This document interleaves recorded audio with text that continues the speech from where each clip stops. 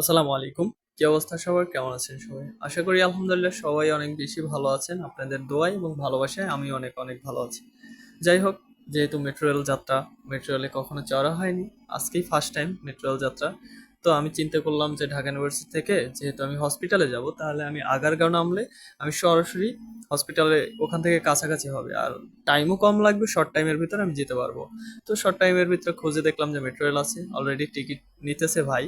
আমি এবার টিকিট হাতে পেয়ে গেলাম, অলরেডি টিকিট নিয়ে যাত্রা শুরু করলাম মেট্রো রেলের উদ্দেশ্যে। মেট্রো রেল কোথায় কোথায় এই বলতে বলতে মেট্রো রেল চলে আসছে হঠাৎ করে। কিন্তু মেট্রো রেল বেশি সময় নেয় না, 7-8 মিনিট পর পরই আসলে মেট্রো রেল ছাড়ে।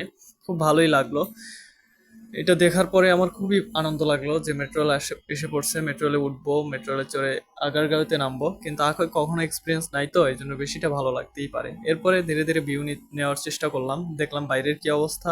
কিন্তু ভিতরে এত মানুষ ছিল যে ভিউ নেওয়া সম্ভব ছিল না, আর কোনো ভিডিওই স্কিপ করে গেলাম সম্পূর্ণ। এরপরে আমি এসে পড়েছি অলরেডি আগারগাঁওতে। এরপরে নেমে সোজা সরাসরি চলে যাব বাস টার্মিনাল, সেখান থেকে যাব শ্যামলীতে। ধন্যবাদ সবাইকে, ভালো থাকবেন।